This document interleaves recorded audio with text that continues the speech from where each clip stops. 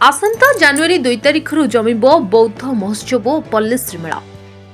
यह पूर्व चलित वर्ष अधिक आकर्षणीय करने बौद्ध जिला प्रशासन पक्षरु एने जोरदार प्रस्तुति आरंभ हो जाइछि।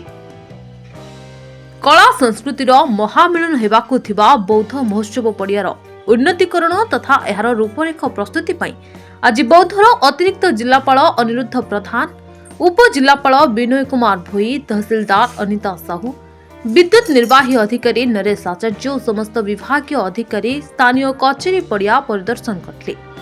तेबे अन्यपटे आज संध्यारे जिलापाल कार्यालय ठारे बौद्ध महोत्सव पई अभ्यर्थना कमिटी और स्मरणिका कमिटीर बैठक अनुष्ठित होइतिबा बेले उपजिलापाल सहित कंधमाल सांसदों बौद्ध जिला प्रतिनिधि जुगल किशोर सामल सामिल होई आगामी बौद्ध महोत्सव को आकर्षणीय तथा सफल करबा पई कमिटी सदस्यों सह विभिन्न आलोचना रे अंशग्रहण करथिले। तेबे एभली किसी गुरुत्वपूर्ण खबर देखा चाहती आम चैनल को लाइक, सब्सक्राइब और शेयर करते।